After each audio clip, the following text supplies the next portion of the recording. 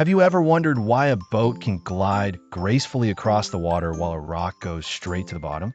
The secret lies in a fascinating scientific principle called buoyancy, first discovered by the ancient Greek scientist Archimedes.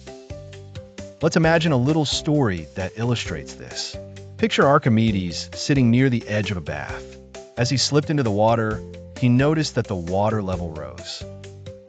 This simple act got him thinking, and soon a great idea blossomed, one that would explain why some objects float while others sink.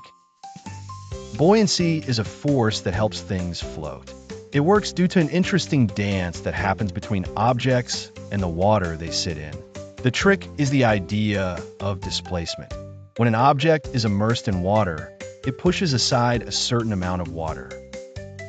Archimedes found that the buoyant force is equal to the weight of the water displaced by the object. Imagine a boat. It displaces a lot of water because it's big and pushes the water aside, almost like it making room for itself in a cozy watery bed.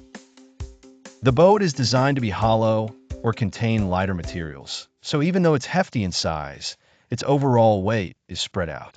If the weight of the water displaced by the boat is greater than the weight of the boat itself, the buoyant force keeps it happily floating.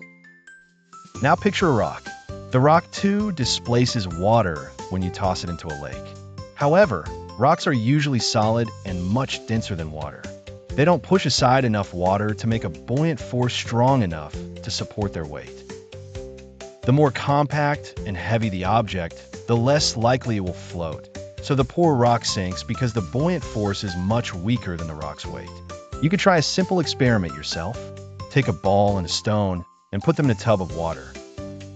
Watch how they behave differently. Why does the ball float?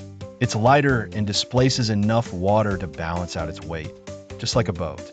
Buoyancy might seem magical, quizzing even the wisest minds.